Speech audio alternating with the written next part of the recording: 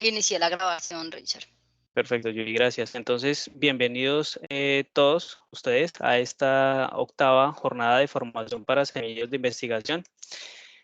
Tenemos un objetivo muy claro, muy claro, y es que a través de la articulación del Sistema de Información Bibliográfico de la Universidad Cooperativa de Colombia, pretendemos ofrecer una jornada de formación en competencias de gestión de información y herramientas para propiciar la integridad académica de los estudiantes y en los estudiantes de la Universidad Cooperativa de Colombia, y no solo de la Universidad Cooperativa de Colombia. Esto está abierto para quien quiera conectarse a través de los enlaces. La información también se está ofreciendo a través de redes sociales.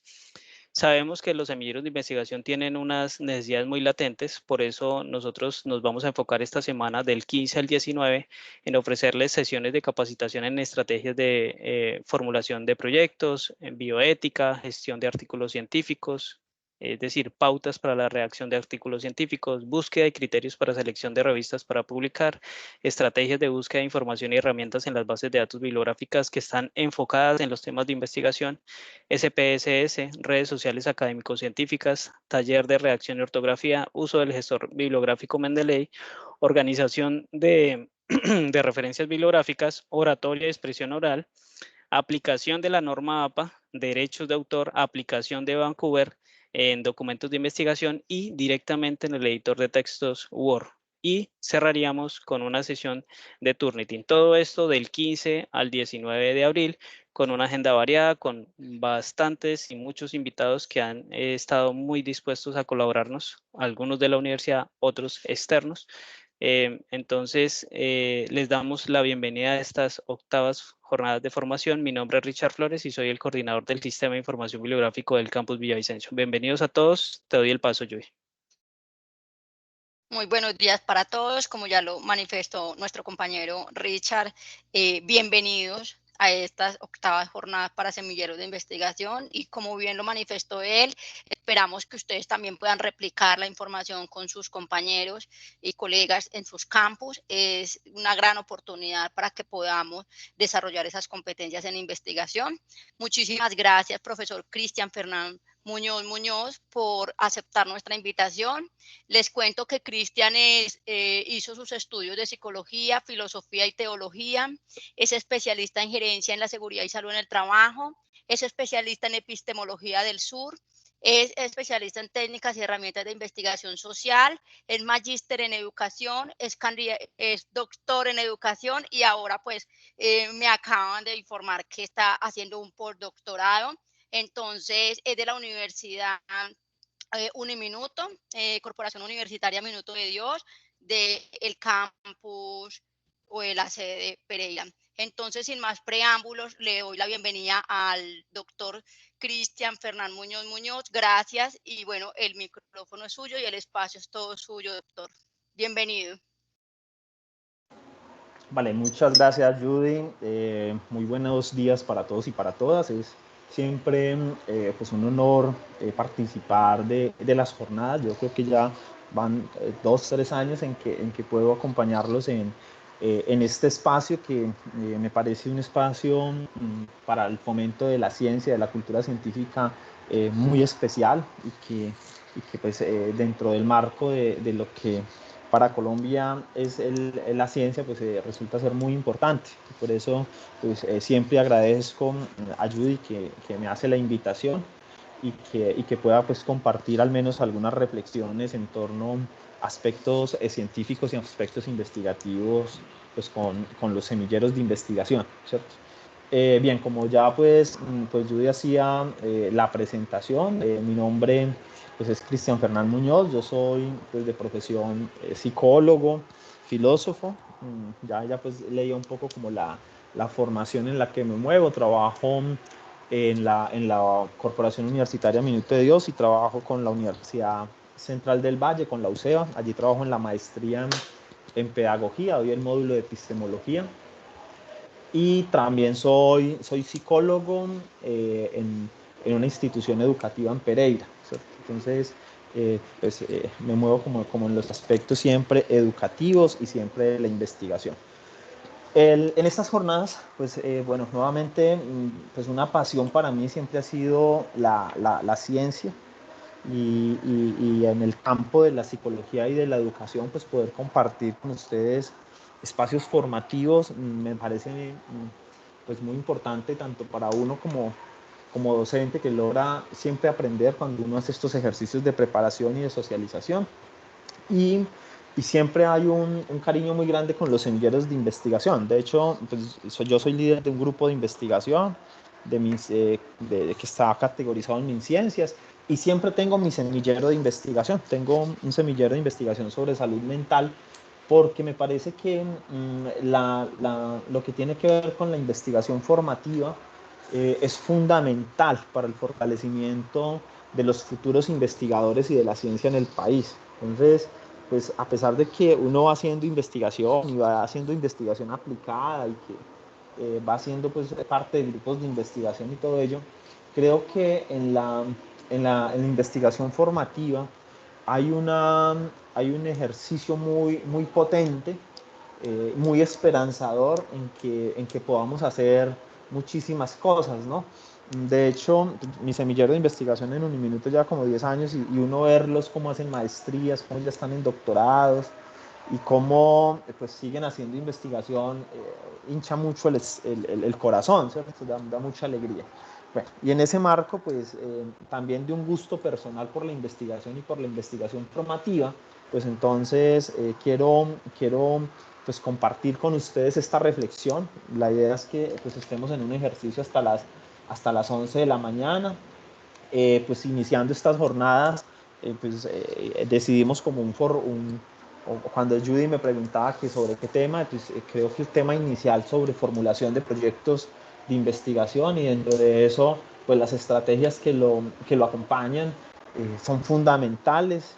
Entonces la idea es compartir con ustedes pues en torno a ello algunas reflexiones. Si ustedes miran pues ahora cómo les estaban compartiendo todas las temáticas sobre las que va a versar esta jornada, ya el compañero les decía pues esos temas tan importantes, y si ustedes van a ver son temas muy aplicados, muy necesarios, muy de la cotidianidad de lo que hacemos como investigadores, ¿no? Y a la vez muy prácticos.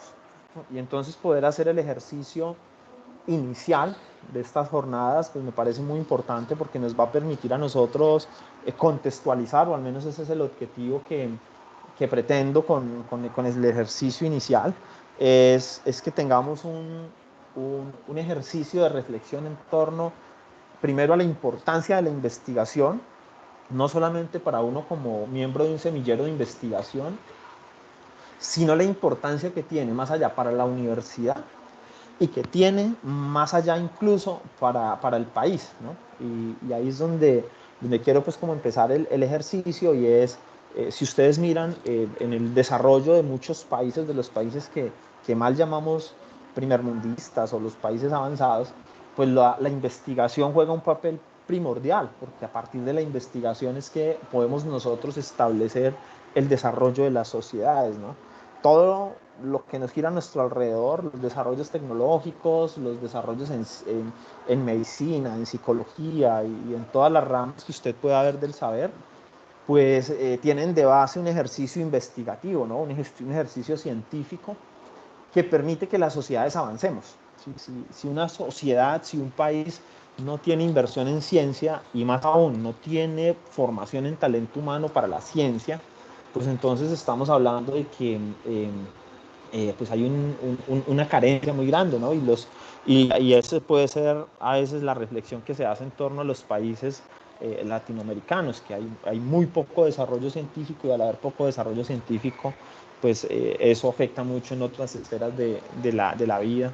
Y bueno, por ello entonces pues hay que partir diciendo que hacer ciencia es un ejercicio fundamental, es un ejercicio que las universidades siempre promovemos, y es un ejercicio que para muchos a nivel personal se vuelve una pasión, ¿cierto? Y cuando uno está en un semillero de investigación y empieza a ser partícipe de su primer proyecto y empieza a elaborar el planteamiento del problema, su hipótesis, a revisar la literatura, se va convirtiendo en un ejercicio muy apasionante, que al final lo que busca es ir trascendiendo en lo que uno hace a nivel científico, ¿cierto? Y que no solamente se queda en un papel propio, sino que va trascendiendo mucho más allá, ¿cierto? Y entonces hacer ciencia solo es posible a través de un ejercicio de investigación, y el ejercicio de investigación pues es posible a través de un proyecto de investigación, ¿cierto?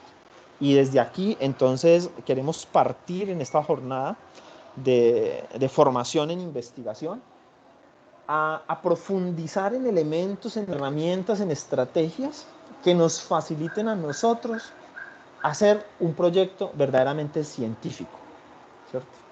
Que nos permitan a nosotros tener claridad en que lo que estamos haciendo es científico, y más aún, que lo que nosotros estamos haciendo a nivel científico pues se haga de una manera sistemática, ordenada y con el apoyo de las nuevas tecnologías, ¿cierto? Y con apoyo de muchas tecnologías. Por eso, cuando ustedes ven todo ese panorama que se va presentando en lo que van a compartir durante todos estos días, encuentra uno elementos muy valiosos, como por ejemplo el tema de la bioética, el tema de los artículos científicos, el uso, por ejemplo, de Mendeley, los talleres que tienen que ver con redacción y ortografía, ¿cierto?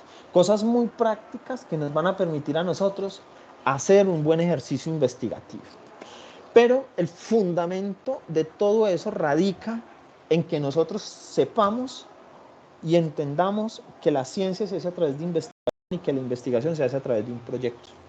Y es en el proyecto de investigación, en su lógica interna, en su estructura, en su adecuada formulación, donde nosotros encontramos la validez científica, ¿sí? Porque puede uno saber manejar muy bien normas APA, puede uno saber muy bien utilizar herramientas como Mendeley, podemos saber mucho de bioética, pero la estructura de la formulación del proyecto es la que nos permite a nosotros tener la certeza, la validez y la claridad de lo que hacemos si tiene unos fundamentos científicos, ¿no?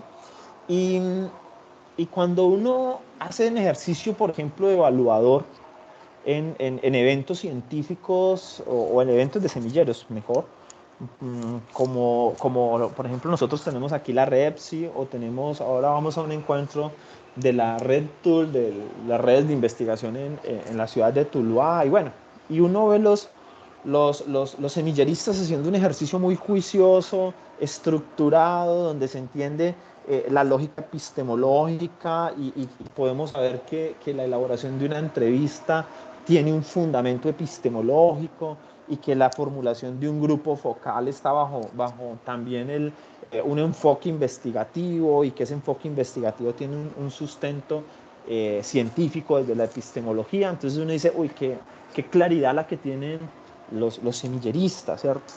O a veces también pasa que uno está siendo evaluador, escuchando ponencias en un congreso, o evaluando tesis de grado o de especialización en algunas universidades, y uno dice, uy, qué carencia de estructura lógica en la investigación, ¿cierto? Y precisamente pues el tener todo ese fundamento en las herramientas que ustedes van a aprender durante esta semana y que van a socializar, pues tiene su fundamento en el proyecto de investigación, ¿sí?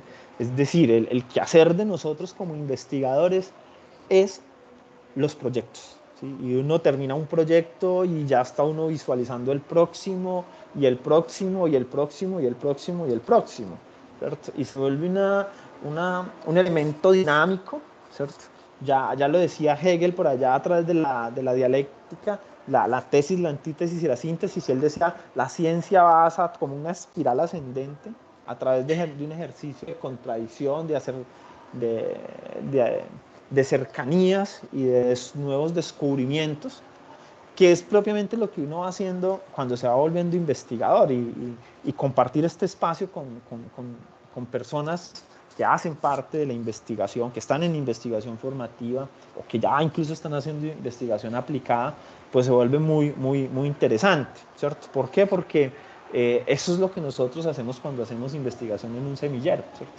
Y es muy bonito, por decirlo de una manera estética cuando uno ve que los estudiantes se gradúan en un semillero y luego siguen en el semillero y hacen otro proyecto de investigación como egresados y luego entran a una maestría. Y yo ya tengo estudiantes que fueron estudiantes míos de semillero, graduados que fueron estudiantes míos de semillero haciendo doctorado. ¿Cierto? Y uno dice, qué bacano poder haber aportado algo desde los semilleristas, ¿cierto? Y bueno, ese preámbulo entonces para decir, miren, el proyecto de investigación es el fundamento último hacia el que nosotros nos orientamos para poder hacer investigación. Por lo tanto, tiene que haber una centralidad en ese proyecto y tiene que haber un amor por ese proyecto. Tiene que mirarse como alguna vez lo decía un profesor mío de maestría y ese es un hijo propio de uno y cuando uno lo termina y cuando uno hace su informe de investigación y cuando uno participa en la ponencia y cuando uno participa con un artículo, un capítulo del libro y uno dice esto fue lo que construí, se vuelve muy gratificante, ¿cierto? Porque ya se pasa no únicamente a hacer el ejercicio investigativo de entender, sino a hacer un ejercicio de circulación del conocimiento. Entonces, tenemos que centrarnos en el ejercicio del proyecto de investigación, ¿cierto?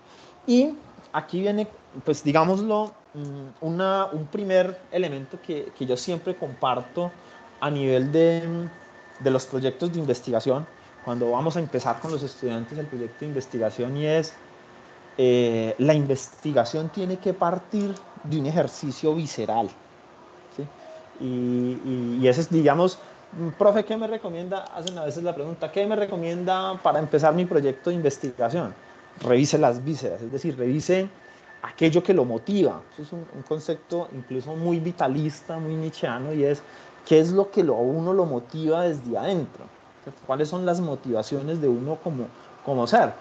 Y cuando ustedes observan muchos investigadores que han trascendido o investigadores que han tenido un ejercicio muy sistemático de investigación, se va descubriendo que en el fondo hay una situación personal que siempre genera motivación, ¿sí?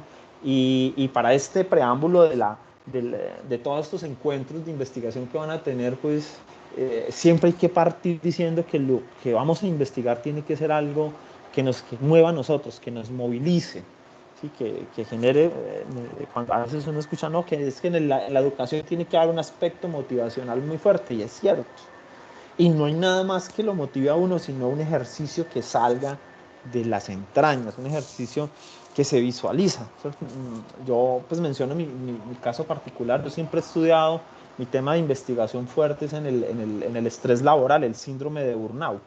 Y en eso hay una literatura que se ha venido construyendo en docentes principalmente, porque cuando yo empecé a ser docente de filosofía, sentí tanto estrés en el aula de clase con los grados de 10 y de 11 que yo dije, uy, aquí de fondo tiene que haber algo a nivel laboral, ¿cierto?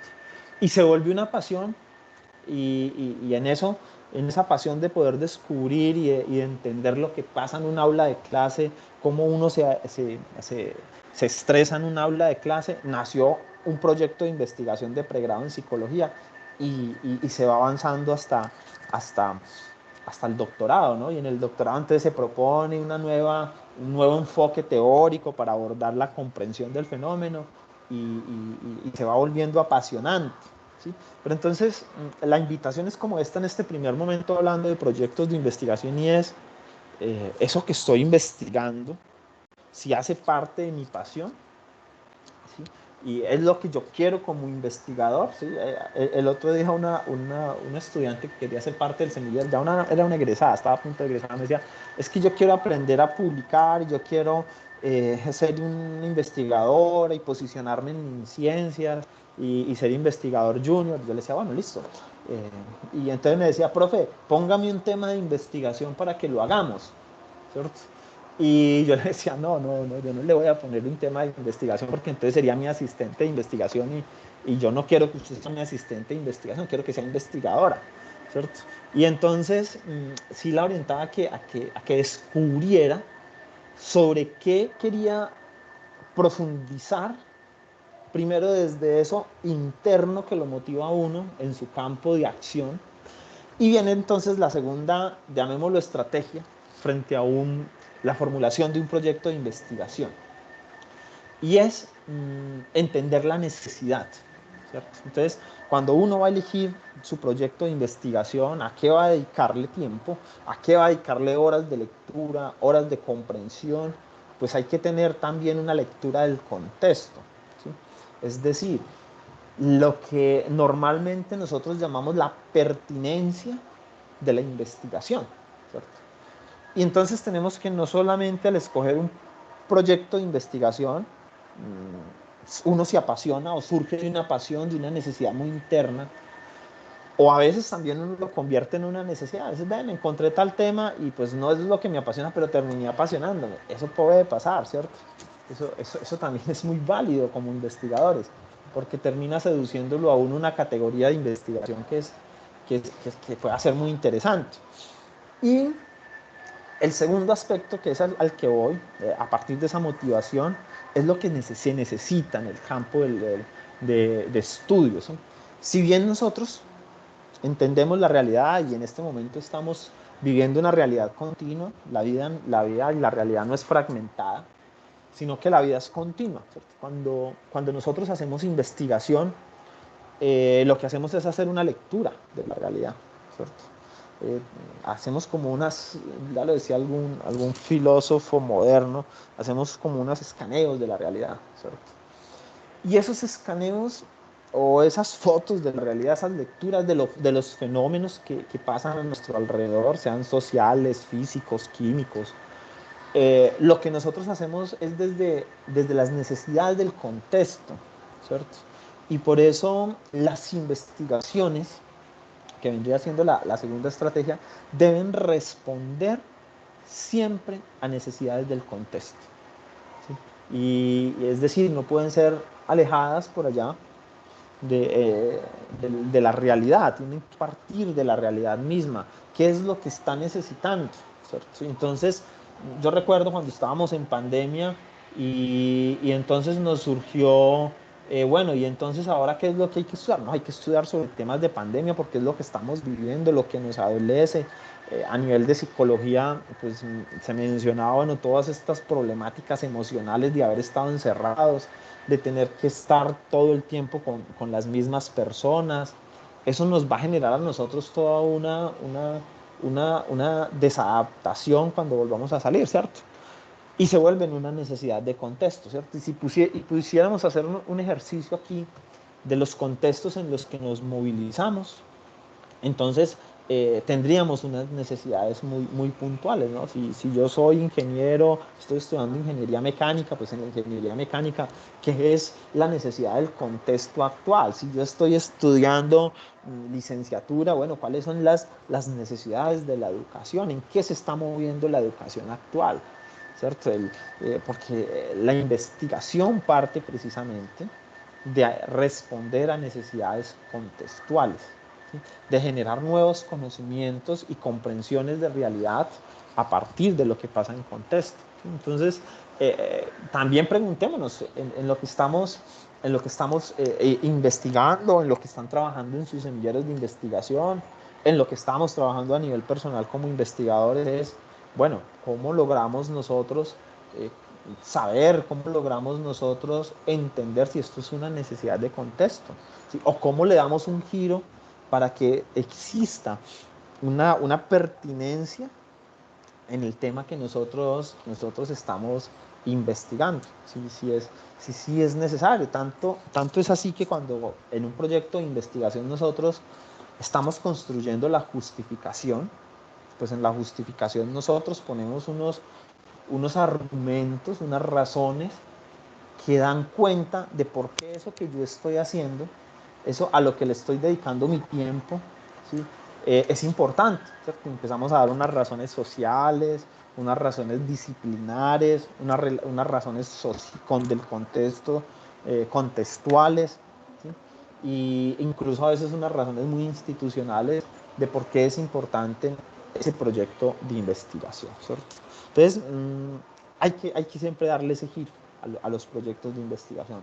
¿Para qué sirve? ¿Por qué en el contexto y en esa lectura de la realidad ese proyecto de investigación juega un papel importante, ¿cierto?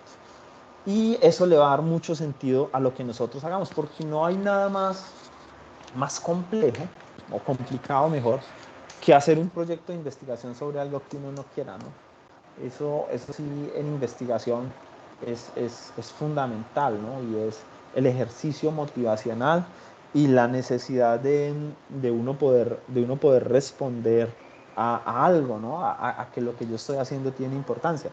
El otro día, hace como 15 días, estaba en clase de maestría y hacíamos un ejercicio desde la epistemología y los estudiantes presentaban como sus ideas de investigación y yo les hacía una lectura desde las corrientes epistemológicas para encontrar el fundamento científico de lo que ellos estaban haciendo y si no lo tenían, pues como para darles unas orientaciones.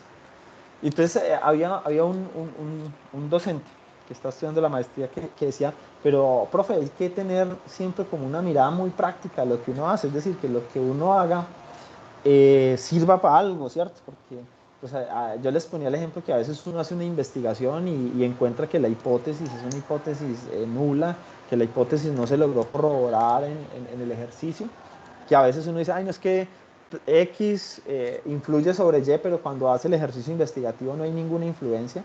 Pero entonces él decía, no, profe, pero es que hay que tener una practicidad en lo que se hace, ¿cierto? Yo le decía, sí, desde una epistemología pragmática es válido, ¿cierto? Desde el pragmatismo, que busca una mirada utilitarista, pero también hacíamos todo el ejercicio reflexivo, que es el que les quiero compartir en ese segundo punto, y es lo que hacemos en investigación siempre tiene un valor, debe tener un valor para el contexto. Esas lecturas de realidad que nosotros hacemos tienen valor para el contexto, ¿cierto? Y cuando uno dice, voy a medir, ahora por ejemplo en mi semillero hay unos estudiantes que están midiendo el estrés laboral y la calidad de vida laboral de los especialistas en el eje cafetero, ¿cierto? Entonces, ese resultado que surge de leer, simplemente de hacer una lectura fenomenológica, o bueno, ni fenomenológica, muy cuantitativa de lo que están viviendo los médicos especialistas, pues es información que va a ser útil para muchas cosas, ¿no? De poder tener una visión de cómo viven los especialistas. A veces uno cree que no tienen estrés, que sus vidas están cómodas por el alto nivel salarial, pero en el fondo, y por las condiciones laborales, pero en el fondo sí hay todas unas afectaciones, ¿cierto? Que no están visualizadas en Colombia a nivel general y que hacer un proyecto de investigación ahí va a brindar una información que pueda servir para mejorar la salud mental de ellos, para establecer programas, para establecer estrategias, ¿cierto? Entonces no perdamos de vista, y esa es la invitación pues como hasta el momento, ese detalle de que la investigación debe también tener un elemento de mejora. ¿Sí? Nos pasa a veces a los que hacemos investigación desde el campo social que se nos pierde eso, ¿no? Y se nos pierde la mirada. Yo recuerdo alguna vez con un investigador, él estaba estudiando un doctorado en Canadá, pero investigador en algo de tecnología. Y él decía, pero es que nosotros hacemos investigación y dejamos algo muy práctico, ¿sí? ¿Cierto? Y eso pues depende también mucho de las disciplinas. Y en ciencias sociales a veces se nos escapa como ese valor práctico, pero que no podemos perderlo de vista, porque así nosotros hagamos una lectura del mundo, pues esa lectura también es importante para mucho, ¿no? Y eso es muy importante para lo que es la comprensión del mundo, ¿cierto? Y por ejemplo, ahora al iniciar que hablábamos, por ejemplo, un tema del cambio climático y cómo a veces las personas del campo todavía practican la deforestación y miren qué cosas tan simples terminan haciendo afectación a todo un planeta, ¿no? Y tanta necesidad que hay de leer esos fenómenos, por ejemplo, de qué pasa en la cabeza de los campesinos o qué pasa en la cabeza de industriales que siguen haciendo daño a la contaminación y que siguen generando el daño a los recursos, por ejemplo, como el agua, ¿no? Que estábamos hablando justo porque en Bogotá pues hay un tema de racionamiento, pero detrás del tema de racionamiento hay unos hábitos, hay toda una serie de conductas, de visiones de mundo que son interesantes cuando uno hace investigación también hacer la lectura. Bueno, ese es entonces el segundo elemento. A partir de eso, pues nosotros tenemos que tener muy claro que los proyectos de investigación pues siempre van a ser unos instrumentos teóricos que lo que pretenden es que las investigaciones pues tengan validez, ¿cierto? Y todo el proyecto de investigación termina siendo la concreción de los aspectos epistemológicos que sustentan el quehacer de uno como investigador, ¿cierto? Pareciera ser, y aquí también hay que tener mucho cuidado cuando uno hace investigación, y es no creer que el proyecto de investigación es lo único, ¿no? El proyecto de investigación es la concreción que uno hace como investigador, ¿cierto? Pero el proyecto de investigación también hace parte de otras lógicas y de otras dinámicas de comprender la ciencia, ¿cierto? Miren, por ejemplo, yo les pongo algo que ahora en mi semillero de investigación estamos manejando algo que es me parece a mí muy novedoso para mí en el semillero y muy productivo, y más que productivo, muy enriquecedor, es la palabra, muy innovador, diría yo. Y es que están haciendo parte del semillero no solo estudiantes, sino alrededor de 6, 7 egresados, ¿cierto? Y ellos mismos se organizaron y propusieron un proyecto. Una de ellas, una egresada psicóloga, propuso un tema que llama la nomofobia, ¿cierto? Y entonces la nomofobia es la fobia, el miedo a no tener como aparatos electrónicos, ¿cierto? A no tener como el celular. Entonces se generan unos comportamientos muy similares como a la ansiedad, muy parecidos a la impaciencia. Hay como incluso ya trastornos pues, ligados a ello, ¿cierto? Y lo interesante de lo que les voy a comentar es que pues no solamente ella está haciendo su proyecto sobre nomofobia, ya lo está haciendo en adolescentes, sino que los otros egresados se fueron uniendo. Entonces dijeron, no, mire, nosotros lo vamos a hacer en niños, nosotros lo vamos a hacer en universitarios, nosotros en adultos, nosotros en una empresa. Y entonces han surgido 5 proyectos alrededor de una categoría que es la nomofobia, ¿cierto? Y ellos se prestan los artículos y se los comparten, y surge algo muy bacano que es la lectura de un fenómeno mucho más amplio, ¿cierto? ¿Y por qué les pongo como el ejemplo? Porque a veces uno cree que el proyecto que uno está haciendo es así cerrado, único, pero no, los proyectos de investigación hacen parte de toda una grandeza de comprensión del mundo que es importante que lo tengamos presente, ¿cierto? Y por eso uno como investigador va identificando personas que trabajan el mismo problema, el mismo fenómeno, la misma realidad, y lo que hace es acercarse a ellos para hacer sinergia en la investigación. Entonces surgen grupos de investigación, surgen líneas de investigación, surgen macroproyectos de investigación, ¿cierto? Que buscan entender un mismo fenómeno desde diferentes perspectivas, ¿cierto? Y se está trabajando con ellos algo muy interesante, y yo les digo, miren, de eso podemos nosotros no solamente hacer artículos, sino que de ahí tiene que salir un libro de investigación, cada uno con su capítulo, ¿cierto? ¿Por qué? Porque el proyecto de investigación, aunque es muy importante porque concretamos allí lo que queremos como investigadores, pues no es desligado, ¿cierto? Y entonces esa es la tercera estrategia cuando nosotros hablamos de la formulación de proyectos de investigación, y es generar sinergias con las personas que nosotros vemos que trabajan el mismo tema. Miren, en la formación doctoral, al menos en los doctorados en Colombia, los doctorados en el extranjero que se están haciendo virtuales a veces pues no tienen todo ese rigor, ¿cierto? Pero los doctorados en Colombia, miren que manejan algo muy bacano que a uno le toca hacer, y es cuando uno hace la revisión bibliográfica, que lo van a ver ustedes en las bases de datos, y ahí les va a servir mucho Mendeley y todo ello. En las bases de datos yo siempre les pongo a los semilleristas a hacer una matriz bibliográfica manualmente. Ese ejercicio me parece muy interesante. Y hacen a veces uso de Mendeley y de otras estrategias muy bacanas. Pero en el ejercicio existe la identificación de algo que es muy importante, y son los autores, ¿cierto? Los autores más publicados y los autores que más publican sobre un tema, ¿cierto? Y esa es una estrategia muy importante, porque cuando yo necesito un experto sobre un tema, ya lo identifico. Y por ejemplo, que esa es donde voy en esa estrategia es cuando uno hace mejor un doctorado en Colombia, a usted le piden hacer una pasantía, normalmente nacional y una internacional, ¿cierto? Y entonces, en la pasantía nacional, usted no la hace con cualquier investigador, usted la hace con el experto en el tema que está trabajando. Y a nivel internacional, también la hace con el experto del tema que usted está trabajando, ¿cierto? Y entonces eso se vuelve una estrategia muy potente en investigación, porque usted termina dialogando con la gente que viene trabajando el tema y entonces usted abre un mundo, ¿cierto? ¿Y por qué les doy esa estrategia? Porque en los semilleros yo también la promuevo, ¿cierto? Y es, mire cuál es el autor más citado y escríbale, ¿cierto? Si usted tiene una duda, escríbale y pídale una cita virtual. Ahora con los medios de comunicación virtuales pueden hacerlo. Dice Judy en el chat que si hay alguna duda, sí, no lo hemos abierto. Si hay dudas, un aporte, bien pueda levantar la mano y podemos hacerlo.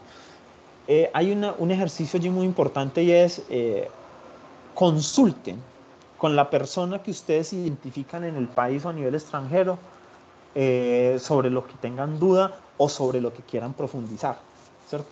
Y entonces es muy gratificante cuando, por ejemplo, en mi tesis, en el tema del estrés laboral, yo me logro conectar con un mexicano, el doctor Arturo Barraza, y es uno de los mejores 50 investigadores en México y tiene toda la producción, tiene su propia prueba psicológica para medir el estrés académico, y entonces termina enriqueciéndolo a uno muchísimo, ¿cierto? Y de hecho, al correo ya cuando uno empieza a publicar y a ser investigador, le empiezan a llegar correos de estudiantes y, ay, doctor tal, usted me puede ayudar con esto, tiene tal prueba, vi que hizo una investigación sobre burnout, me puede explicar cómo se entiende el agotamiento emocional, y uno concerta citas con ellos y les explica, porque la investigación funciona así, como comunidades, ¿cierto? Si usted hace investigación solo, esas investigaciones normalmente se vuelven muy endémicas, se vuelven frágiles, se derrumban por su propio peso, ¿cierto? Por eso es muy importante en investigación buscar comunidad investigativa, ¿cierto? Y yo sé que todos allí tienen en sus investigaciones unas categorías y esa es una estrategia muy potente para que su proyecto de investigación vaya tomando forma, ¿cierto? Que bueno, cómo podemos nosotros mirar quién está trabajando en el país, quién está trabajando a nivel internacional mi tema, y busco contactarme y busco concertar y busco apoyar, ¿cierto? Entonces, la vinculación con la comunidad académica siempre va a ser una estrategia muy potente, y que los que hacemos investigación siempre estamos muy al tanto de poder hacer construcción de investigación, ¿sí? Porque a veces se encuentra uno, nosotros, yo no sé si ustedes lo manejan en la cooperativa, pero pues a nivel, por ejemplo, Latinoamérica tenemos un programa que es el programa Delfín, ¿cierto? Eso lo manejan unos mexicanos y ellos hacen movilización. Entonces, por ejemplo, yo siempre tengo estudiantes de México que hacen movilización en investigación en la universidad, ¿cierto? Y se vuelve muy interesante porque traen pequeñas investigaciones que uno dice, wow, eso nunca se me había ocurrido. Y traen unas lecturas que uno dice, ay, qué interesante eso, yo no conocía este texto, y se hace comunidad científica, ¿cierto? Entonces, ¿por qué lo menciono? Porque depende mucho del interés y depende mucho de eso que les decía al principio, de lo visceral, ¿cierto? La motivación la genera uno mismo de acuerdo a lo que elige y desde la lectura del contexto. Entonces, ese tercer elemento como estrategia en la formulación de un proyecto, se los dejo para que lo piensen, lo usen, y es cómo puedo hacer y cómo puedo construir comunidad, cómo puedo acercarme a las personas que conocen sobre mi tema y que pueden ayudar. ¿Listo? Bien, yo no sé si hay alguna intervención, alguien quiera intervenir, profundizar en algo, preguntar. Sé que es un aspecto muy reflexivo lo que estamos haciendo el día de hoy, pero a veces suenan voces que sería muy interesante escuchar, ¿cierto? Bien. Hay un elemento que ustedes ven ahí en la pantalla sobre los proyectos de investigación y tiene que ver con el ejercicio de procesos planeados y programados, ¿cierto? La investigación siempre tiene que jugar con un papel de rigurosidad muy alto, Sí, dale, Joana. Sí, Cristiana, una pregunta antes de que sigas con el otro tema. ¿Yo cómo podría saber hasta qué punto un tema lo puedo investigar de una manera internacional o de una manera local? Por decir algo, mi tema de investigación es la promoción de lectura, ¿sí? Esto con fines de mirar en comunidad cómo puedo yo innovar, cómo puedo que la gente se interese más por la lectura, ¿sí? Pero lo que yo me pongo a ver es, por ejemplo, lo que funciona, no sé, en Finlandia, por allá en los países nórdicos, pues a lo mejor no me va a funcionar acá. Entonces, ¿cómo yo sé a dónde puedo, hasta dónde puedo limitarme con esa investigación? Esa pregunta, Joana, es muy importante y es cuando uno empieza su proyecto de investigación, pues uno empieza normalmente escogiendo las categorías, pone su título, hace su objetivo, hace su pregunta de investigación, plantea el problema y a partir del planteamiento del problema uno empieza a enriquecer el planteamiento del problema a través de lo que uno conoce como el estado del arte, ¿cierto? El estado del arte en toda investigación es fundamental, porque el estado del arte es digámoslo, eh, el que me marca a mí los horizontes, ¿cierto? Yo siempre recuerdo la anécdota que un profesor del doctorado nos daba y era, cuando usted hace el estado del arte, comprende circularmente todo lo que hay conocimiento. Entonces lo ponía pues como para ponernos el reto en el doctorado. Y usted hacer una tesis doctoral es sacarle una astillita a ese círculo del conocimiento. Entonces decía, el estado del arte es entender, comprender eso que está alrededor, ¿cierto? Entonces, yo creía que una respuesta a la pregunta, que es una pregunta muy pertinente, muy buena, es hacer un muy buen estado del arte, ¿cierto? Usted, teniendo un muy buen estado del arte, ya ha respondido en gran parte la pregunta de investigación, al menos a nivel teórico, ¿cierto? Porque el estado del arte me permite a mí delimitar cómo está mi problema de investigación, ¿cierto? Y entonces ahí yo como investigador ya empiezo a medir los alcances, ¿cierto? Si yo sé, por ejemplo en Colombia sé que hasta la fecha hay 33 artículos de investigación sobre el síndrome de estrés laboral en docentes de primaria y secundaria y ya me los leí todos, ¿cierto? Y yo digo, mira, me encontré un artículo en México con una categoría que correlaciona que nunca la había visto, ¿cierto? Y entonces yo digo, uy, voy a hacer esa investigación, me la voy a traer para acá, para Colombia, porque en Colombia nadie la ha hecho, ¿cierto? Entonces mi investigación coge mucha fuerza, se vuelve novedosa, se vuelve inédita, ¿cierto? Porque traigo algo que se está utilizando y lo utilizo aquí. Entonces, digamos lo que la pauta la marca el estado del arte, ¿cierto? Y es fundamental hacer un buen estado del arte, ¿cierto? Ese es un punto en el que con los semilleros yo me demoro mucho y usted como investigador demórese mucho en hacer un buen estado del arte, ¿cierto? Por eso a veces también es muy bueno uno seguir con su misma categoría, ¿sí? Yo hice un ejercicio como investigador y fue pregrado. En pregrado hice mi tema del burnout, en maestría hice el mismo y en doctorado hice el mismo. Entonces, claro, yo ya venía con una trayectoria y unas lecturas que enriquecen mucho toda la lógica de investigación, ¿cierto? Y si usted se sueña, se planea al estar en un semillero como investigador, pues es muy bueno tener esa categoría. Y usted dice, ya, este es el autor sobre este tema en investigación, ¿cierto? Entonces, Joana, hacer un buen estado del arte, eso me da a mí toda la pauta. Incluso cuando uno hace el estado del arte, muchas veces uno se replantea la investigación y uno dice, pero esto que estoy investigando ya lo respondieron, entonces, ¿qué hago? Vamos un poquito más allá, ¿cierto? Entonces, en el tema, por ejemplo, una promoción de lectura en niños, en estudiantes de básica primaria, bajo una estrategia X, ¿cierto? Y entonces resulta que la estrategia que yo ya propuse, ya hicieron varias investigaciones en Colombia. Entonces, pero nunca han hecho esa estrategia en bachillerato. Entonces ampliemos la bachillerato, ¿cierto? Esos límites los va dando el estado del arte, ¿cierto? Y los va dando a veces también las posibilidades, ¿cierto? Miren Yo les cuento esta anécdota como anécdota en una de las investigaciones. Yo les contaba ahora, tenemos en el semillero, estamos haciendo esa investigación sobre el estrés laboral en médicos especialistas, ¿cierto? Pero resulta que haciendo los contactos con los médicos nos encontramos con un médico que es el presidente de una red de especialistas en Colombia, ¿cierto? Y entonces, ¿qué nos dijo él? Nos dijo, no, yo no quiero que, o mejor, necesito, lo dijo así, con esas palabras, necesito que esta investigación no solo se quede en el eje cafetero, necesito que la hagamos en todo el país. Y yo tengo la base de datos de todos los médicos especialistas del país, ¿cierto? Entonces, mira que los límites a veces también se rompen, no solamente por el estado del arte, sino por algunos factores, podríamos llamarlo logísticos o externos, que hacen que la investigación sea más grande, ¿cierto?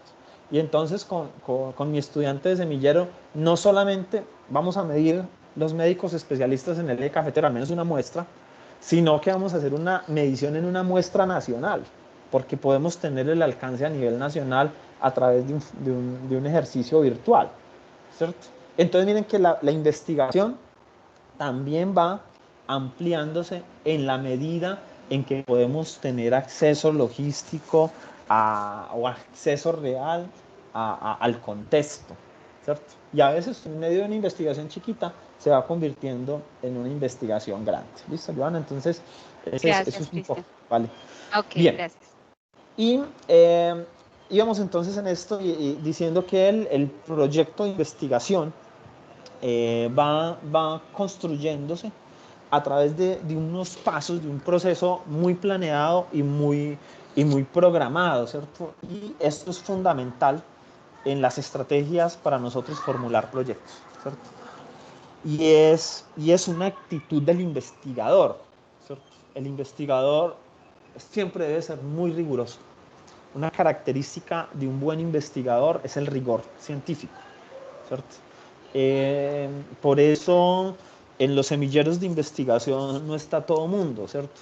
Uno hace la invitación, yo recuerdo la primera vez que yo hice una invitación hace como 10 años a un semillero y fue una locura porque aparecieron 70 estudiantes, ¿cierto? Todos querían hacer investigación, yo no sé si fue que el marketing que se hizo para vender la idea fue muy bien aceptada, o a veces era solamente porque querían hacer el trabajo de grado y creían que un semillero iba a ser mucho más sencillo, ¿cierto? Pero en el camino se fue haciendo un proceso de depuración, incluso hasta muy lógico, y al final solamente quedaron 12 estudiantes en el semillero.